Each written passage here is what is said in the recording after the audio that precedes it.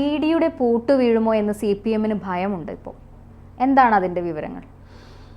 ED അതായത് enforcement directorate കേരളത്തിലെ പല വിഷയങ്ങളിലും പല കാര്യങ്ങളിലും ഇടപെടുകയും ഏറ്റവും ഒടുവിൽ SDPI എന്ന് പറയുന്ന രാഷ്ട്രീയ പാർട്ടിയെ ഭീകരവാദ പ്രവർത്തനങ്ങളുടെ പേരിൽ PFI എന്ന് പറയുന്ന നിരോധിക്കപ്പെട്ട സംഘടനയുമായി കൃത്യമായ ബന്ധമുണ്ടെന്നും അവരുടെ തന്നെ ഒരു നാണയത്തിൻ്റെ ഇരുവശമെന്ന് പറയുന്നത് പോലെ PFIയുടെ രാഷ്ട്രീയ മുഖമാണ് SDPI എന്നും അവരുമായി ബന്ധപ്പെട്ട കണക്കുകൾ മുഴുവൻ ED പിടിച്ചെടുക്കുകയും വിദേശത്ത് നിന്ന് വരുന്ന ഫണ്ടുകളിൽ ഉൾപ്പെടെ വലിയ പ്രശ്നമുണ്ട് എന്ന് കണ്ടെത്തുകയും ചെയ്തതോടെ ED എപ്പോഴും ഒരു ഭയപ്പെടുത്തുന്ന ഒരു ഏജൻസിയായിട്ട് കേരളത്തിലെ രാഷ്ട്രീയ പാർട്ടികൾക്ക് മാറിയിട്ടുണ്ട്.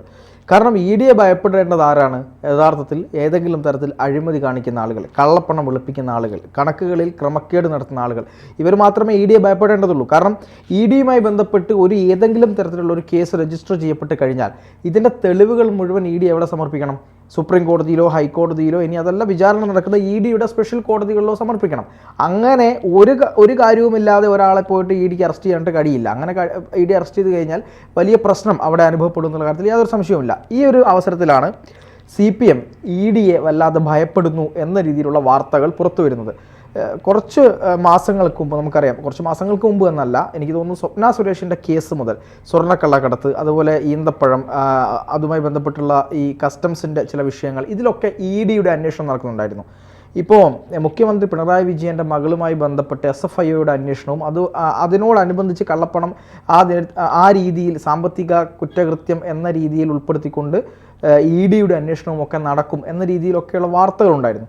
കരിവന്നൂരിൽ EDയുടെ അന്വേഷണമാണ് നടന്നത്. കരിവന്നൂർ തട്ടിപ്പുമായി ബന്ധപ്പെട്ട് ED അന്വേഷിക്കുകയും CPM-ൻ്റെ തൃശ്ശൂർ ജില്ലാ സെക്രട്ടറിയുടെ പേരിലുള്ള പല സ്ഥലങ്ങളും ED പിടിച്ചെടുക്കുകയും ബാങ്ക് അക്കൗണ്ട് മരവിപ്പിക്കുകയും ഈ പിടിച്ചെടുത്ത സ്ഥലങ്ങൾ ഡൽഹിയിലുള്ള പ്രത്യേക അതോറിറ്റിയുടെ, അതായത് EDയുമായി ബന്ധപ്പെട്ട പ്രത്യേക അതോറിറ്റിയുടെ പെർമിഷനോടുകൂടി അത് വിൽപ്പന നടത്തിയിട്ട് കരുവന്നൂരിലെ പാവപ്പെട്ട ആളുകൾക്ക് അവിടെ പണം നഷ്ടപ്പെട്ട ആളുകൾക്ക് തിരിച്ചു കൊടുക്കാനുള്ളൊരു സംവിധാനം ED ഉണ്ടാക്കിയിരുന്നു.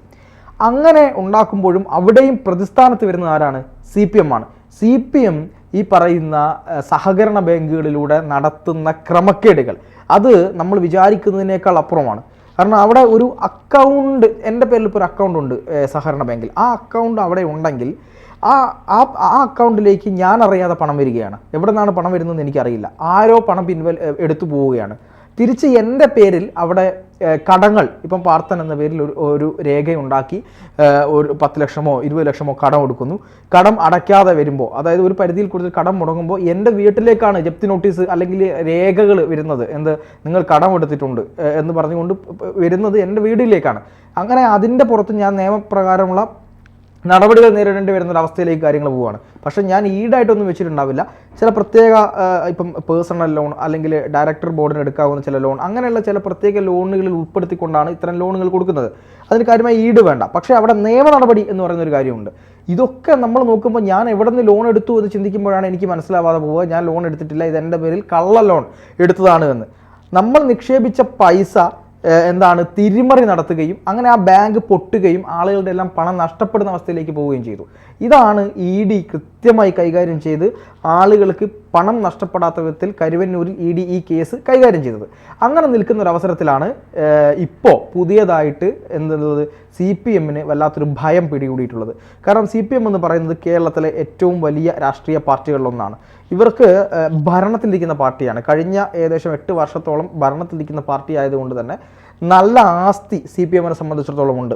ഒരുപാട് കാലങ്ങളായിട്ട് ഈ കമ്മ്യൂണിസം അല്ലെങ്കിൽ ഈ പറയുന്ന മുതലാളിത്തത്തിനെതിരെയുള്ള സങ്കല്പങ്ങളെല്ലാം തന്നെ CPM മാറ്റി വെച്ചിട്ട് ഇപ്പോൾ ഒരു പുതിയ ക്യാപിറ്റലിസ്റ്റ് നയങ്ങളോട് കൂടിയിട്ടുള്ള ഒരു സർക്കാരാണ് ഇപ്പോൾ ഉള്ളത്. കഴിഞ്ഞ ദിവസം CPM-ന്റെ സംസ്ഥാന സെക്രട്ടറി MV ഗോവിന്ദൻ മാഷ് പറഞ്ഞത്, യഥാർത്ഥത്തിൽ ഒരു ഭരിക്കുന്ന ഗവൺമെൻറ് LDF-ൻ്റെയോ CPM-ൻ്റെയോ ഇടതുപക്ഷത്തിൻ്റെയോ ഗവൺമെൻറ് ആയിരിക്കാം ഭരിക്കുന്നത്, പക്ഷെ ഞങ്ങളുടെ നയം നടപ്പിലാക്കുന്ന ഒരു ഗവൺമെൻറ് അല്ല ഇവിടെ ഉള്ളത് എന്ന് നിങ്ങൾ ആദ്യം മനസ്സിലാക്കണം എന്നാണ് ഗോവിന്ദ മാഷ് പറഞ്ഞത്. അപ്പോൾ ആളുകൾക്കെല്ലാം വളരെ സംശയമായി. കാര്യം CPM-ൻ്റെ നയം നടപ്പിലാക്കേണ്ട ഒരു ഗവൺമെൻറ് അല്ലെങ്കിൽ പിന്നെ ഏത് BJP-യുടെ നയം നടപ്പിലാക്കുന്ന ഗവൺമെൻറ്റാണോ ഇവിടെ ഉള്ളത് എന്നൊരു സംശയം ഉണ്ടായിരുന്നു. പക്ഷെ അതിൽ ഗോവിന്ദ മാഷ് പറഞ്ഞ കാര്യം ഇന്ത്യൻ ഭരണഘടനയ്ക്ക് അനുസൃതമായി മാത്രമേ നമുക്ക് ഭരണം നടത്താൻ കഴിയുള്ളൂ. അല്ലാതെ CPM ഭരിക്കുന്ന ഒരു സംസ്ഥാനത്ത്, CPM ഭരിക്കുന്ന ഒരു രാജ്യത്ത് അവരുടേതായ ചില ആശയങ്ങളുണ്ട്. ആ ആശയം അവിടെ നടപ്പിലാക്കണമെങ്കിൽ എന്ത് ചെയ്യണം? അതിന് ഭരണഘടന കൂടി അനുവദിക്കണം. അതുകൊണ്ടാണ് ഇവിടെ CPM പറയുന്ന പോലത്തെ ഒരു സാർവത്രികമായിട്ടുള്ള സോഷ്യലിസം കൊണ്ടുവരാൻ കഴിയാത്തത് എന്നാണ് ഗോവിന്ദ മാഷിയുടെ ഒരു കണ്ടുപിടുത്തം എന്ന് പറയുന്നത്.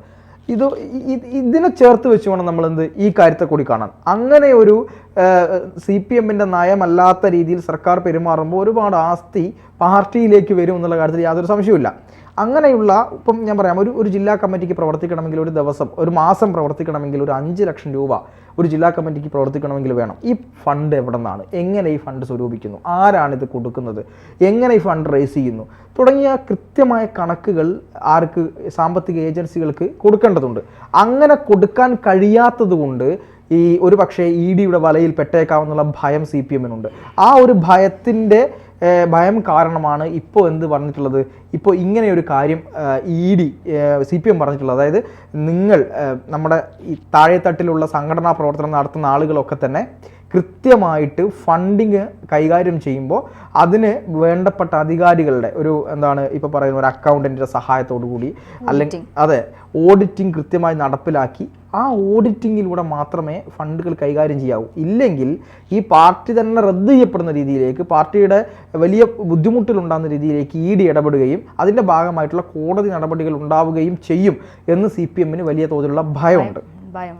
അതുപോലെ എടുത്തു പറയേണ്ട ഒന്നാണ്, ഇപ്പോൾ സമ്മേളനം നടക്കുന്ന സമയത്ത് തന്നെ നമുക്കറിയാം മന്ത്രിമാരടക്കം സ്വകാര്യ പങ്കാളിത്തത്തിന് അനുകൂലിച്ചുകൊണ്ടുള്ള പരാമർശങ്ങളൊക്കെ ഉണ്ടായിട്ടുണ്ട്. പക്ഷേ കേന്ദ്രം കൊണ്ടുവന്നാൽ അതിനെ എതിർക്കുമെന്ന് പറയുന്നവർ അതിനെ അനുകൂലിച്ചുകൊണ്ട് സംസാരിക്കുന്നുണ്ട്. അതായത് ഒരു വൈരുദ്ധ്യം, ഇരട്ടത്താപ്പ് എന്ന് വേണമെങ്കിൽ പറയാം. തീർച്ചയായിട്ടും CPM ഭാഷയിൽ നമുക്ക് പറയാം ഇരട്ടത്താപ്പ്. ആ ഇരട്ടത്താപ്പ് പ്രകടമാണ്. അതിനെക്കുറിച്ച് എന്താ പറയാനുള്ളത്? അതായത് കേരളത്തിൽ CPM-നെ സംബന്ധിച്ചിടത്തോളം കാലങ്ങളായി CPM പറയുന്ന ഒരു കാര്യം എന്ന് പറയുന്നത് സ്വകാര്യവൽക്കരണം അത് അപകടമാണ്, സ്വകാര്യവൽക്കരണം അത് ഭയങ്കര പ്രശ്നമാണ് എന്ന് പറഞ്ഞുകൊണ്ടിരിക്കുകയും ഈ പൊതുമേഖലാ സ്ഥാപനങ്ങളെല്ലാം തന്നെ എല്ലാ മേഖലകളും പൊതുമേഖലയുടെ കീഴിലായിരിക്കണമെന്നുള്ളൊരു തത്വം CPM എപ്പോഴും പറയാറുണ്ട്. പക്ഷേ കേരളം ഭരിക്കുന്ന CPM എന്താ ചെയ്തുകൊണ്ടിരിക്കുന്നത്? പല സ്ഥാപനങ്ങളെയും സ്വകാര്യവൽക്കരിക്കുന്ന രീതിയിലോട്ട് CPM പോകാറുണ്ട്. ഇപ്പോൾ അത് ഏറ്റവും ഒടുവിൽ KSRTC-യിലേക്ക് വരെ അത് കടന്നു വരുന്നു എന്നാണ് നമ്മൾ മനസ്സിലാക്കുന്നത്. ഇപ്പോൾ CPM ഇപ്പം ഞാൻ പറയാം, KSEB എന്ന് പറയുന്നത് സമ്പൂർണ്ണമായിട്ടൊരു പൊതുമേഖലാ സ്ഥാപനമൊന്നുമല്ല. അതിൽ കൃത്യമായി പ്രവർത്തിക്കുന്ന സ്വകാര്യ പങ്കാളിത്തത്തോടെ പ്രവർത്തിക്കുന്ന ഒരു സ്ഥാപനമാണ് KSEB എന്ന് പറയുന്നത്. അതിൽ പല തരത്തിലുള്ള ഡിവൈഡിങ് ഉണ്ട് എന്ന് മാത്രമാണുള്ളത്.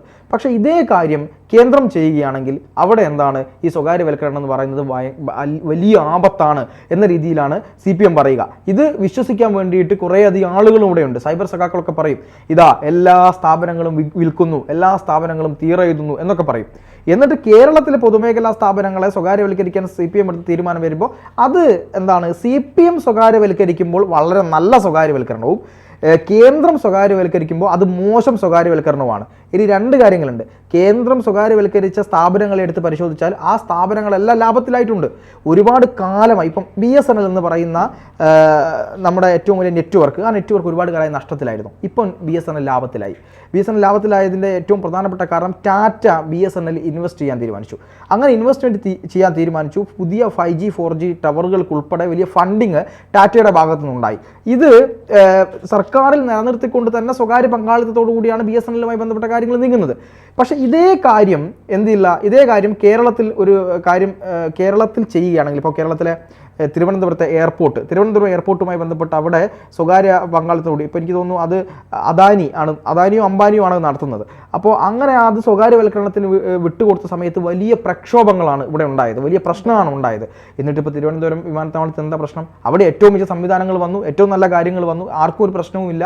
പക്ഷേ വരട്ട് തത്വശാസ്ത്രവാദം പറയാനും എന്നിട്ട് അത് തന്നെ നടപ്പിലാക്കാനും ഏറ്റവും മികച്ച ഉദാഹരണമാണ് കേരളത്തിലെ CPM എന്ന് പറയുന്നതിൽ യാതൊരു തെറ്റുമില്ല. മറ്റൊരു പരാമർശവും കൂടെ ഉണ്ട്. പിണറായി വിജയന്റെ ഭരണം മാതൃകാപരമാണ്, പാർട്ടിക്ക് വലിയ പിന്തുണയാണ് അത് നൽകുന്നതെന്ന്.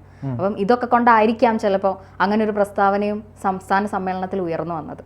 അല്ല, CPM-നെ സംബന്ധിച്ചിടത്തോളം പിണറായി വിജയൻ്റെ ഭരണം അത് ഏത് തരത്തിലുള്ള ഭരണമാണെങ്കിലും അത് വളരെ മികച്ച ഭരണമായിരിക്കും. അതിലൊരു സംശയവും ആർക്കും വരാനില്ല. കാരണം മറ്റെല്ലാ മന്ത്രിമാർക്കും പല പല പ്രശ്നങ്ങളുണ്ട്, പക്ഷേ പിണറായി വിജയന് മാത്രം ഒരു പ്രശ്നവുമില്ല. അദ്ദേഹം 916 ക്യാരറ്റ് ഗോൾഡാണ് എന്ന് പറയുന്നത് പോലെയാണ്, പ്യുർ സ്വർണ്ണമാണ് എന്ന് പറയുന്നത് പോലെയാണ് CPM പിണറായിയെ കൊണ്ടു നടക്കുന്നത്. അതിന് ഒറ്റ കാരണമേ ഉള്ളൂ, പിണറായിയാണ് ഇപ്പോൾ CPM, CPM ആണ് ഇപ്പോൾ പിണറായി. അത് മാത്രമാണ് അതിൻ്റെ കാരണം.